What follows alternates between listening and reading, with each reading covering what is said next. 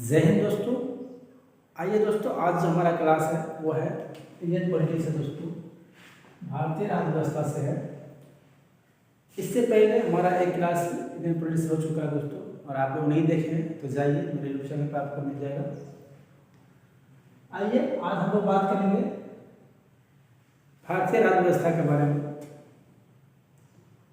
दोस्तों, जो हमारा देश था वो देश पर अंग्रेजों का शासन हो गया, वो कैसे हुआ तो आइए चीज़ों को समझते हैं। ये इंग्लैंड जो थे स्टार्टिंग में मेनली व्यापार करने के उद्देश्य आए थे। ये इसका एक उद्देश्य नहीं था कि यहाँ पर रूल करेंगे, शासन करेंगे, इसका कुछ नहीं था। इन्होंने व्यापार करने के उद्देश्य से यहाँ पे आया और व्यापार स्टार्ट किया और धीरे धीरे इन्होंने अपना प्रभुत्व को स्थापित किया और धीरे धीरे करके भारत पर अपना शासन स्थापित कर लिया। दोस्तों, इन्होंने समय समय पर अपने उस शासन को अच्छे ढंग से चलाने के लिए कई सारे अधिनियम, कई सारे एक्ट पारित किए। दोस्तों, इन सभी में चूंकि हम इंडियन पॉलिटिक्स पढ़ रहे हैं तो हम जानेंगे कि भारत कैसे आज़ाद हुआ और इस आज़ादी में, भारत की आज़ादी में सबसे बड़ा जो योगदान था वो किसका था। तो दोस्तों आइए इस पहलू को पहले हम जानते हैं, फिर हम समझेंगे कैबिनेट मिशन क्या था, फिर हम समझेंगे संविधान सभा क्या था। इस पर मेरा आज टॉपिक है दोस्तों, ध्यान दीजिएगा। दोस्तों, भारत की जो आज़ादी में सबसे बड़ा अहम भूमिका है वो है द्वितीय विश्व युद्ध का। द्वितीय विश्व युद्ध का सबसे बड़ा रोल है भारत की आज़ादी में। वो कैसे है इसका समझिए, फिर हम चलेंगे कैबिनेट मिशन के ऊपर। दोस्तों, आपको पता होगा जो फर्स्ट वर्ल्ड वार हुआ था यानी विश्व युद्ध हुआ था, फर्स्ट विश्व युद्ध कब हुआ था, इसका जो सेशन था 1914 टू 1918, 1914 से 1918 के बीच में फर्स्ट विश्व युद्ध हुआ था। याद किए दोस्तों, आप लोग जो पढ़े होंगे इतिहास में कि इसी समय के बीच में जो महात्मा गांधी थे, महात्मा गांधी इंडिया आए हुए थे। महात्मा गांधी कहाँ थे? इंडिया में थे। गांधी जी, एम.के. गांधी बोलते हैं। इसका पूरा नाम हो गया मोहनदास करमचंद गांधी, सिर्फ को शॉर्ट में एम.के. गांधी बोलते हैं। दोस्तों, गांधी जी कहाँ थे? वो इंडिया आए हुए थे। दोस्तों, जब ये वर्ल्ड वार स्टार्ट हुआ तो चूंकि इसमें इंग्लैंड ने पार्टिसिपेट कर रहा था, इंग्लैंड भी भागीदार था इसमें, तो इंग्लैंड के तत्कालीन शासक थे ब्रिटिश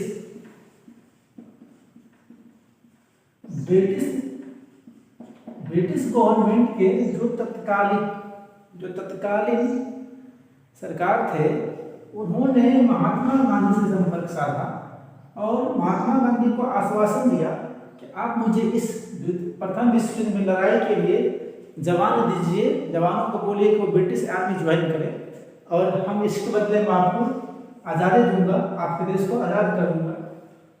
क्योंकि हम लोग किसके अंदर थे? देश तो गुलाम था, तो ब्रिटिश सरकार के अंदर थे। तो महात्मा गांधी ने उनके शर्त को मान लिया। जब महात्मा गांधी ने ब्रिटिश सरकार के, ब्रिटिश गवर्नमेंट के शर्त को माना, दोस्तों आप देखते होंगे इन्होंने फिर क्या किया।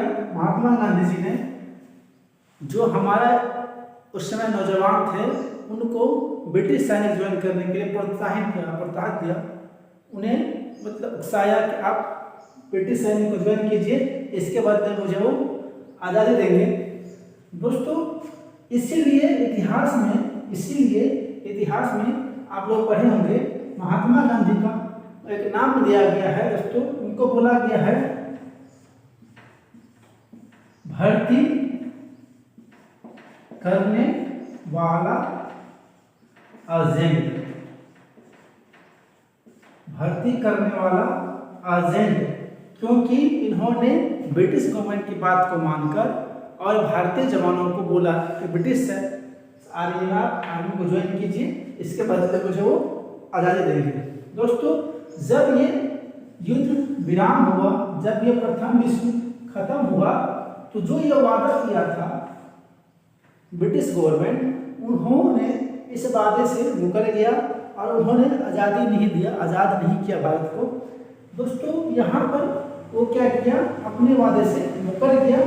अब ध्यान दीजिएगा, जो आपको चीज़ों को समझने का जरूरत है और विजुअलाइज कीजिए। दोस्तों जब महात्मा गांधी का आप देखते होंगे जो मैक्सिमम आंदोलन है, महात्मा गांधी को का जो मैक्सिमम आंदोलन है वो 1918 यानी 1918 के बाद की है। एक जो चंपारण सत्याग्रह हुआ था उसको छोड़ दिया जाए तो मैक्सिमम जो आंदोलन इंडिया में हुआ है दोस्तों वो कब हुआ है, 1918 में हुआ है। वो किसलिए हुआ, क्योंकि इन्होंने ब्रिटिश गवर्नमेंट ने आश्वासन दिया था कि प्रथम विश्व युद्ध में आप अपने जवान को भेजिए और मैं इसके बदले में आपको आज़ादी दूंगा। तो वो इस वादे से मुकर गया दोस्तों।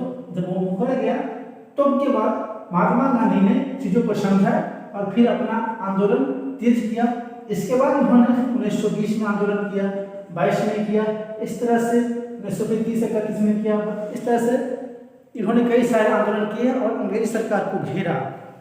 दोस्तों अब आती है बात 1918 के बाद, प्रथम विश्व युद्ध के समाप्ति के बाद की बात आती है दोस्तों। इसके बाद जो वॉर हुआ था वो हुआ था द्वितीय विश्व युद्ध।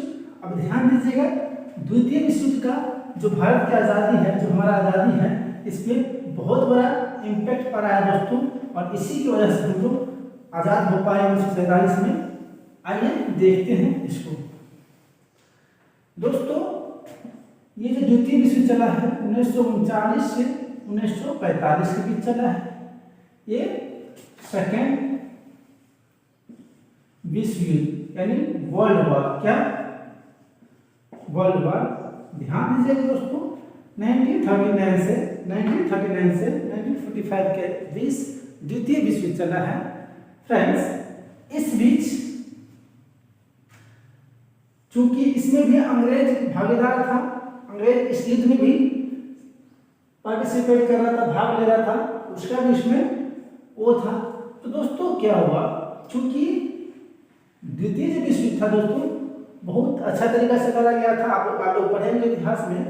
तो इनका क्या हुआ, इस युद्ध में इंग्लैंड का थोड़ा कमजोर पड़ने लगा। इनका जो शासक था, शासन थोड़ा कमजोर हो गया। क्या हो गया, कमजोर हो गया। वो क्यों हो गया कमजोर दोस्तों, आपको पता है जब भी कभी कोई युद्ध लगा जाता है या जब भी कोई इस तरह से इंटरनल, जब इस तरह से इंटरनल युद्ध होता है, वार होता है, कभी भी किसी भी देश में आप सुने होंगे, पढ़ेंगे इतिहास में।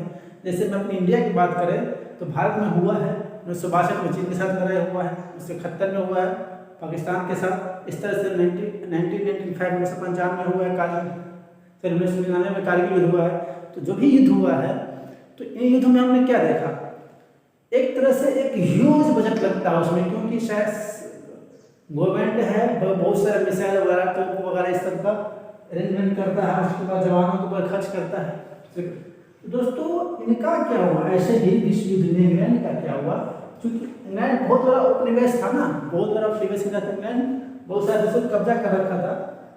तो दोस्तों इंग्लैंड यहाँ पे इकोनॉमिक दृष्टिकोण से यानी इकोनॉमिक दृष्टिकोण से यानी आर्थिक दृष्टि से कमजोर हो गया दोस्तों, क्योंकि इनका जितना भी जो अमाउंट था, पूंजी जिनका था, वो इन्होंने अपने सेना पे खर्च किया। आधुनिक टेक्नोलॉजी का वेपन्स वगैरह तैयार समझाए मिसाइल से। उसके बाद दोस्तों चूंकि ये इसमें करने के लिए इनका बहुत बड़ा माइंड फोर्स भी तो लगता है दोस्तों, क्योंकि ये जब इस विश्व युद्ध में लिपट गए, उझा गए, इनके साथ एक बहुत बड़ा जो कुशल उस टाइम के थे वो सब इन्वॉल्व हो गया इसमें। तो दोस्तों चूंकि इंडिया भी अपने इधर अपना भारत में भी पुरजोर आंदोलन चल रहा था, आज़ादी का आंदोलन चल ही रहा था। तो वहाँ का जो तत्कालीन सरकार थे इस समय में, वहाँ पे सरकार किसकी थी, ब्रिटिश सरकार में कौन था प्रधानमंत्री, ब्रिटिश गवर्नमेंट में कौन थे प्रधानमंत्री, ध्यान दीजिएगा, वो थे विंस्टन चर्चिल। कौन थे, विंस्टन चर्चिल। कौन थे? विंस्टन चर्चिल यहाँ के प्रधानमंत्री थे। दोनों ने उनका जो है पूरी तरह से घेर लिया इंडिया वालों ने। यहाँ पे खूब भारत में भी खूब सारा आंदोलन होते रहा लगातार दोस्तों। इसी बीच में ध्यान दीजिएगा, इसी बीच में 1913 से लेकर 1945 में जब ये विश्व युद्ध चल ही रहा था दोस्तों, चूंकि भारत में आंदोलन तेज हो गया था, आज़ादी का आंदोलन, और इधर इंग्लैंड भी कमजोर पड़ गए थे क्योंकि इनका मैक्सिमम जो बीच पूंजी था मैक्सिमम पूंजी को लड़ाई में भंग हो गया था, विश्व युद्ध में चला गया था दोस्तों। इसी बीच जो यहाँ की सरकार है इन्होंने क्या किया,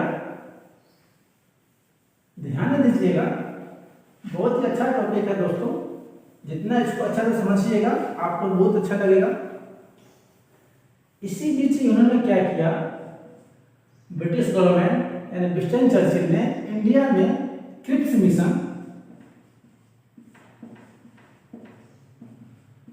इंडिया भेजा। क्रिप्स मिशन कब आया था? 1942 यानी 1942 में क्रिप्स मिशन भारत आया। चूंकि इंडिया में ऑलरेडी विरोध भड़का हुआ था, तो जो इन्होंने यहाँ पे ये जो प्रधानमंत्री थे विंस्टन चर्चिल, ये जो क्रिप्स मिशन को भेजे, तो चूंकि इंडिया ने ये फर्स्ट विश्व युद्ध में तो धोखा नहीं दिया था, वादा करके और निकल गया था, उसको नहीं निभा पाया था, तो उससे भी ऑलरेडी वो था ही, लोगों में पैनिक था ही, जो हमारा फ्रीडम फाइटर थे उसके मन में तो था ही, और लोगों में भी था इस तरह से, और सेकेंड विश्व युद्ध चल ही रहा था। इसी बीच में 1942 यानी 1942 में क्रिप्स मिशन इंडिया आया था दोस्तों। यहाँ पर इंडिया में यानी भारत में इसका पुरजोर विरोध हुआ। क्या हुआ? पुरजोर विरोध हुआ दोस्तों। इसको चारों तरफ से घेर लिया और इतना विरोध किया कि दोस्तों लास्ट में इसको वापस जाना पड़ा, इसको वापस लेना पड़ा गवर्नमेंट ब्रिटिश सरकार को दोस्तों। क्रिप्स मिशन को ही ध्यान दीजिएगा, क्रिप्स मिशन को ही महात्मा गांधी ने एक सेंटेंस से नवाजा था। उस सेंटेंस का नाम है पोस्ट, ध्यान दीजिएगा, डेटेड चेक। क्या बोला था? Post dated cheque. इन्होंने क्रिप्स मिशन को बोला था। कौन बोला था? MK गांधी। कौन बोला था? महात्मा गांधी। क्या बोला था? पोस्ट डेटेड चेक दोस्तों। पोस्ट डेटेड चेक बोला था, किसको बोला था? क्रिप्स मिशन को। कौन बोला था? महात्मा गांधी बोले थे। अब ध्यान दीजिए, इस मिशन को जवाहरलाल नेहरू ने भी क्या बोला था? JN नेहरू ने बोला था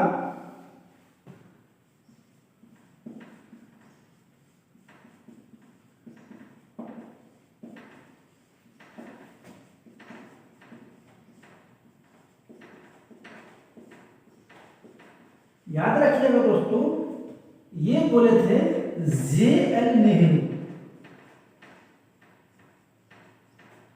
कौन बोले थे? JN नेहरू बोले थे कि टूटे हुए बैंक का ये पोस्ट डेटेड चेक है।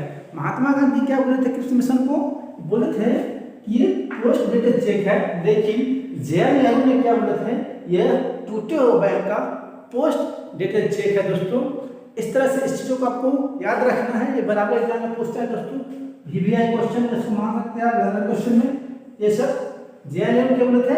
पोस्ट टूटे हुए बैंक का पोस्ट डेटेड चेक बोला था जवाहरलाल नेहरू, और पोस्ट डेटेड चेक कौन बोला था? महात्मा गांधी। इन किसको बोला था? क्रिप्स मिशन को बोला था दोस्तों। इस तरह से इंडिया में इनका पुरजोर विरोध हुआ, बहुत मत उसमें विरोध हुआ, तो इसे इस सरकार को, ब्रिटिश सरकार को वापस लेना पड़ा, इसे रिटर्न करना पड़ा, वापस करना पड़ेगा दोस्तों। आइए समझते हैं, इस बीच एग्जाम में कुछ और घटना घटी, इसे देखते हैं। आइए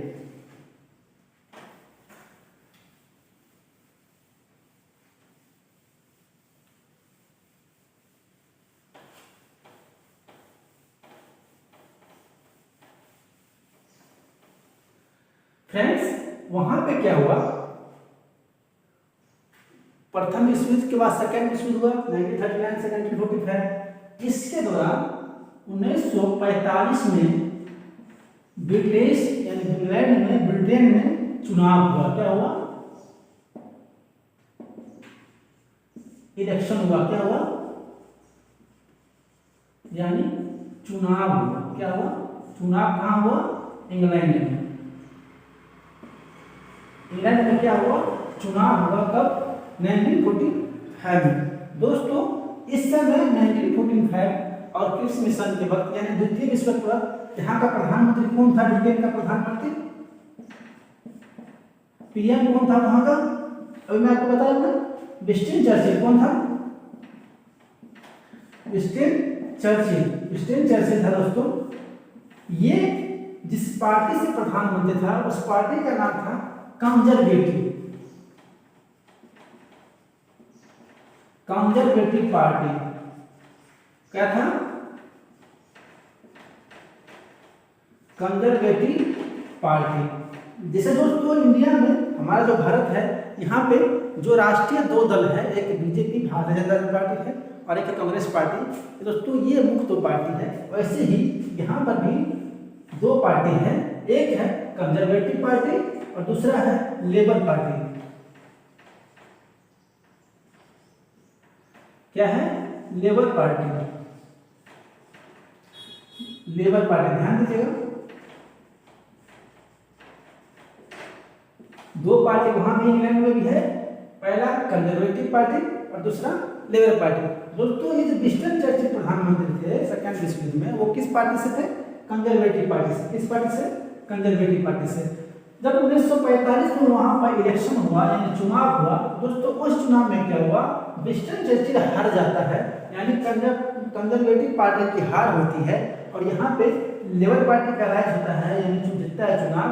और दोस्तों ये जो चुनाव जीता यहाँ पे, इसका जो प्रधानमंत्री बन गया है दोस्तों, वो कौन बना? क्लेमेंट एटली। कौन बना?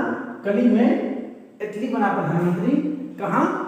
इंग्लैंड में। उस टाइम अपना इंडिया गुलाम था और ये किस पार्टी का है? लेबर पार्टी का। दोस्तों लेबर पार्टी का, क्योंकि यहाँ जब चुनाव हुआ सरकार चेंज हो गई इंग्लैंड में। अब ध्यान दीजिएगा, जब सरकार चेंज हो गया दोस्तों, तो फिर क्या हुआ? क्योंकि जो काम पेंडिंग में था, जैसे मान लेते क्रिप्स मिशन वापस गया यहाँ से, तो जो काम पेंडिंग में था, जो काम कंजर्वेटिव पार्टी के प्रधानमंत्री विंस्टन चर्चिल नहीं कर पाए, उस काम को लेबर पार्टी की सरकार बनने के बाद क्लेमेंट एटली ने किया। और दोस्तों इन्होंने क्या किया? वहां पर इंग्लैंड में, जैसे इंडिया में आपको पता है कि संसद के दो सदन होते हैं ना, एक होता है लोकसभा, एक होता है राज्यसभा। वैसे ही वहां पर इंग्लैंड में दो सदन होता है दोस्तों, एक होता है हाउस ऑफ कॉमन और एक होता है लॉर्ड्स। दोस्तों हाउस ऑफ कॉमन में क्या हुआ?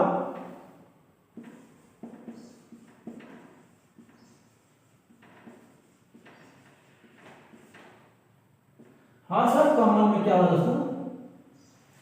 क्लेमेंट एटली ने, कौन? क्लेमेंट एटली, चूंकि चुनाव जीत के आए थे, तो जो काम विंस्टन चर्चिल और सरकार नहीं कर पाया, उन्होंने इस काम को क्लेमेंट एटली ने किया। और दोस्तों इन्होंने हाउस ऑफ कॉमन में, जो वहाँ की लोकसभा है दोस्तों, उसमें एक बिल पास किया। क्या पास किया? बिल पास किया दोस्तों। उस बिल का नाम था कैबिनेट मिशन। उसे हम कैबिनेट मिशन प्लान बोल सकते हैं। कैबिनेट मिशन क्योंकि वो प्लान था, तब तो उसे पास किया गया दोस्तों। आइए समझते हैं क्या होता है कैबिनेट मिशन प्लान। ध्यान दीजिएगा, इन्होंने कैबिनेट मिशन प्लान, अब ध्यान दीजिएगा, कैबिनेट मिशन प्लान, इन्होंने क्या किया? क्लेमेंट एटली की सरकार ने क्या किया? कैबिनेट मिशन प्लान को हाउस ऑफ कॉमन से, यानी वहां की लोकसभा से पास कराया दोस्तों। और पास कराया दोस्तों, चूंकि कैबिनेट में क्या होता है? मंत्रिपरिषद, मंत्रिमंडल कैबिनेट में होता है दोस्तों। तो वहां पे जब ये कैबिनेट मिशन बिल पास कराया दोस्तों, कैबिनेट मिशन बिल जो बनाया, इसका कुछ उद्देश्य था, इसका क्या था? कुछ मोटो था, इसका कुछ उद्देश्य था। दोस्तों कैबिनेट मिशन का जो उद्देश्य था, जो तत्कालीन प्रधानमंत्री क्लेमेंट एटली, इसे हम लिखता हूँ पीएम यानी प्राइम मिनिस्टर ऑफ ब्रिटेन। दोस्तों इनके जो ये मिशन था, प्लान, इनका दो उद्देश्य था। पहला क्या था, ध्यान दीजिएगा, पहला था अंतरिम सरकार का गठन। क्या था, अंतरिम सरकार का गठन। और दूसरा क्या था, संविधान सभा का निर्माण।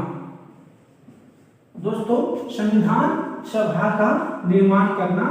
दोस्तों अंतरिम सरकार का इंटरिम, इसको अंग्रेजी बोलते हैं इंटरिम गवर्नमेंट, इसे बोलते हैं दोस्तों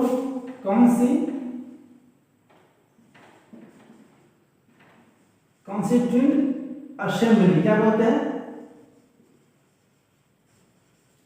असेंबली क्या बोलते हैं, कॉन्स्टिट्यूएंट असेंबली बोलते हैं विधानसभा को। और इंटरिम गवर्नमेंट बोलते हैं अंतरिम सरकार को। दोस्तों तो इनका क्या उद्देश्य था, कैबिनेट मिशन का उद्देश्य क्या था, दो था। एक था अंतरिम सरकार, दूसरा संविधान सभा। तो दोस्तों अब आइए, चूंकि ये जो मिशन था, ये जब इसे पास किया गया दोस्तों संविधान से यहाँ के हाउस ऑफ कॉमन में, दोस्तों इसमें कितने मेंबर थे, उस मेंबर में कौन कौन थे, वो किस किस पोस्ट से, क्योंकि ये दोस्तों कैबिनेट मंत्री थे ना, कैबिनेट इसका नाम नहीं है कैबिनेट मिशन, इसमें जो भी थे वो मंत्री थे, किसी न किसी पोस्ट के मंत्री थे। तो आइए दोस्तों देखते हैं वो कौन कौन थे, क्या नाम था और कौन किस विभाग का मंत्री था वो, आइए देखते हैं। दोस्तों जब ये भेजा तो इसमें 3 मेंबर थे। कितने मेंबर थे, 3 member of cabinet mission plan. दोस्तों ये कैबिनेट मिशन प्लान इंडिया कब आया था, याद रखिएगा डेट 24 मार्च 1946। कब, 1946, क्योंकि 45 में इसका सरकार बना था। इसका बिल पास करके इन्होंने 24 मार्च 1946 को इंडिया भेजा था। दोस्तों कैबिनेट मिशन इंडिया आया था, इसमें 3 मेंबर थे। दोस्तों आइए देखते हैं इसका नाम क्या था। दोस्तों जो फर्स्ट में नाम था उसका नाम है पैट्रिक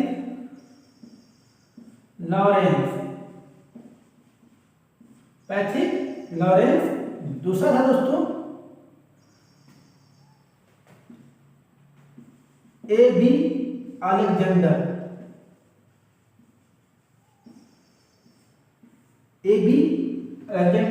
और तीसरा था स्टेफोर्ड क्रिप्स। कौन था, स्टेफोर्ड क्रिप्स। दोस्तों ये 3 नाम था जो कैबिनेट मिशन में 3 सदस्य थे। दोस्तों इसमें थे पैट्रिक लॉरेंस, A.B. अलेक्जेंडर और स्टेफोर्ड क्रिप्स। अब ध्यान दीजिएगा दोस्तों, इसको मैं अंग्रेजी में लिख देता हूं, Patrick Lawrence, A.B. Alexander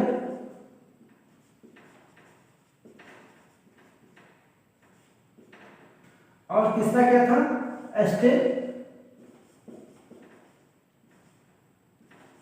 Stafford Cripps.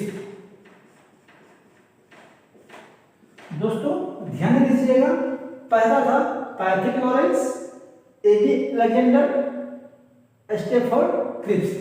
दोस्तों इस 3 मेंबर में कोई ना कोई तो अध्यक्ष होगा ना, क्योंकि ये मिशन तो मिशन तो ऐसे कोई किसी को भेज नहीं देता, उसमें बाकायदा प्रॉपर प्लान होता है दोस्तों। और प्लान क्या था दोस्तों, तो इसमें पैट्रिक जो लॉरेंस थे वो क्या थे, अध्यक्ष थे। जो टॉप पे है ना उसको याद रखिएगा, पैट्रिक लॉरेंस क्या थे, अध्यक्ष थे इस कैबिनेट मिशन प्लान की। दोस्तों पैट्रिक लॉरेंस क्या थे, अध्यक्ष थे इस कैबिनेट मिशन प्लान की। इसको मैं यहां लिख देता हूं, ये कौन थे, अध्यक्ष कौन थे, पैट्रिक लॉरेंस। दोस्तों इससे आप ध्यान दीजिएगा, अब ये किस विभाग का मंत्री था, ये किस विभाग का मंत्री था, स्टेफोर्ड किस विभाग का मंत्री था, तो ध्यान दीजिएगा दोस्तों, ये थे भारत सचिव विभाग से, भारत सचिव विभाग के ये मंत्री हुआ करते थे दोस्तों। ये थे नेवी, ये कौन से विभाग के थे? नेवी विभाग के दोस्तों ये मंत्री थे। कौन? AB Alexander. दोस्तों स्टेफोर्ड ये कौन से विभाग के थे दोस्तों? ये ट्रेड मिनिस्टर थे, यानी व्यापारिक मंत्री थे दोस्तों, यानी व्यापार मंत्री थे। भारत सचिव पैट्रिक लॉरेंस, नेवी मंत्री अलेक्जेंडर और व्यापार मंत्री दोस्तों कौन थे? Stafford Cripps. अब ध्यान दीजिएगा दोस्तों, ये जो है पैट्रिक लॉरेंस भारत सचिव था, अलेक्जेंडर नेवी मंत्री था दोस्तों, और स्टेफोर्ड क्रिप्स कौन था? ये ट्रेड मिनिस्टर था दोस्तों। अब इसे आपको याद रखने के लिए क्या करना पड़ेगा? ध्यान दीजिएगा, मैंने इनका अंग्रेजी भी नाम लिख दिया है। अब यहां ध्यान दीजिएगा, क्योंकि ये मिशन था और कहां से पास हुआ था? औसत कॉमन से पास हुआ था दोस्तों। तो पास हुआ था ना, क्या हुआ था? ये वहां से पास किया गया था, पास हुआ था दोस्तों। तो दोस्तों ये PAS आपको याद रखना है, पास हुआ था। क्या हुआ था? पास, PAS, यानी P for Patrick Lawrence, A for Alexander, AB Alexander और दोस्तों S फॉर स्टेफोर्ड क्रिप्स। अब आपको इस PAS को याद रखिएगा, तो याद रहेगा PAS, sir Patrick Lawrence, AB Alexander, Stafford Cripps. ये कौन से मंत्री थे? भारत सचिव के। ये नेवी मंत्री थे दोस्तों, और ये ट्रेड मिनिस्टर यानी व्यापार मंत्री था दोस्तों। इस तरह से दोस्तों ये वहां से मिशन इंडिया आया था।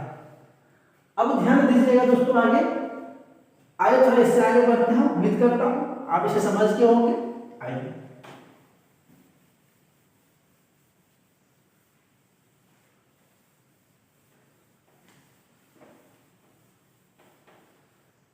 दोस्तों, ध्यान दीजिएगा, यहाँ पे अभी मैं आपको बताया जो कैबिनेट मिशन था, इसका उद्देश्य क्या था? संविधान सभा का निर्माण करना और अंतरिम सरकार का गठन करना।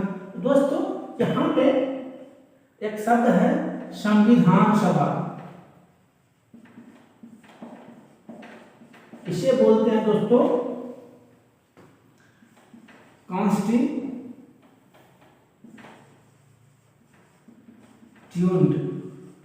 असेंबली। क्या बोलते हैं? कॉन्स्टिट्यूएंट असेंबली यानी संविधान सभा। दोस्तों इस दोनों का मीनिंग अलग अलग होता है। जैसे यहाँ पे सभा है, तो सभा मिस क्या होता है दोस्तों? इसे बोलते हैं ग्रुप ऑफ पीपुल। क्या होता है? ग्रुप ऑफ पीपुल यानी लोगों का समूह, जिसे हम सभा बोलते हैं। जैसे दोस्तों हम लोग यहाँ पे क्या होता है? विधानसभा, लोकसभा, ऐसे होते हैं ना दोस्तों। इस तरह से संविधान सभा यानी लोग of people of group of people, इसे बोलते हैं लोगों का समूह। क्या बोलते हैं? लोगों का समूह। क्या बोलते हैं? समूह, उसे हम सभा बोलते हैं दोस्तों। आइए अब समझते हैं चीजों को कि संविधान सभा के बारे में जानते हैं, और संविधान सभा इंडिया में जब गठन हुआ तो उसकी चुनाव कैसे हुआ, उसमें कितने मेंबर थे, इस सभी को जानेंगे। उम्मीद करता हूँ आप ये समझ गए होंगे। कैबिनेट मिशन प्लान जो था उसमें कितने मेंबर थे? 3 मेंबर थे। आइए अब देखते हैं संविधान सभा। सभा यानी कॉन्स्टिट्यूएंट असेंबली। ध्यान दीजिएगा दोस्तों, इस संविधान सभा जो गठन हुआ इंडिया में, संविधान सभा का दोस्तों, तो इसमें कितना मेंबर थे? 389। कितना नंबर थे? 389। आप बोलोगे सर कि 389 ही क्यों था? ये 400 क्यों नहीं था? 390 क्यों नहीं था? 380 क्यों नहीं था? 500 क्यों नहीं था? तो दोस्तों ये जो नंबर है 389, इसका भी कुछ न कुछ बेस तो होगा ना, यानी किसी न किसी पर आधारित होगा, तभी तो इतना ही पाया ना। ये 390 क्यों नहीं हो गया? ये 400 क्यों नहीं हो गया सर? 400 क्यों नहीं हो गया? जैसे अभी अगर हम बात करें अपने जब इंडिया में तो कितना लोकसभा का सीट है? 552 है दोस्तों। इस तरह से अभी अगर हम बात करें तो 389 क्यों था दोस्तों? इसका सब दोस्तों बेस क्या था, आधार क्या था? इसका आधार क्या था कि प्रति 10 लाख की जनसंख्या पर, प्रति 10 लाख की जनसंख्या पे एक संविधान सभा के मेंबर होंगे। एक मेंबर का चुनाव होगा पर 10 लाख की जनसंख्या के 10 लाख की जनसंख्या को एक संविधान सभा मेंबर रिप्रेजेंट करेंगे। दोस्तों इस तरह से जो जनसंख्या उस समय इंडिया में था उसके अकॉर्डिंग 389 होता है दोस्तों, और ये 389 वहां से लिया गया था। उम्मीद करता हूँ अब ये समझ गए होंगे। दोस्तों आइए इस 389 में कितने मेंबर कहाँ से थे इसको समझिए। देखिए दोस्तों इसमें 389 में जो इसमें दो तरह से चुनाव किया गया था दोस्तों, दो तरह से लिया गया था। एक था 292 दोस्तों ये था, और इसमें प्लस और ऐड कर दीजिए 4। ये था ब्रिटिश प्रांत से, क्या था ब्रिटिश प्रांत, या उसे हम बोलेंगे कि ब्रिटिश भारत से था, ब्रिटिश भारत से था 292 और प्लस 4, ये कितना हो गया दोस्तों। और इधर नेक्स्ट कितना बच गया 93 दोस्तों, ये था इंडिया के राजा राजपालों का, राजा राजपालों का दोस्तों। इसमें कितना भागीदारी था 93 सदस्य थे, और ये कितना है 292 और प्लस 4 यानी टोटल 296 दोस्तों। ये क्या थे ब्रिटिश भारत के, यानी ये इसका दोस्तों चुनाव हुआ था, इतना मेंबर का चुनाव हुआ था दोस्तों। यहाँ आपको दिख रहा होगा कि ये 292 अलग है और ये 4 अलग है दोस्तों। आइए समझते हैं ये कि 4 कौन है। जिस तरह से अपना इंडिया में अभी यूनियन टेरिटरी है यानी संघ राज्य क्षेत्र है दोस्तों, या केंद्र शासित प्रदेश जहाँ जहाँ है, उस समय उसे बोला जाता था कमिश्नरी, कमिश्नरिया उसको बोला जाता था दोस्तों।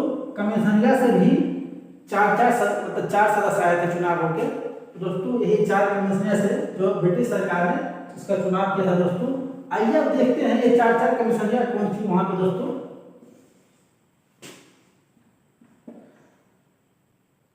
ये जो चार आप देख रहे हैं, ये 4 कौन कौन थे। तो पहला था अजमेर कमिश्नरिया, दूसरा था बलूचिस्तान,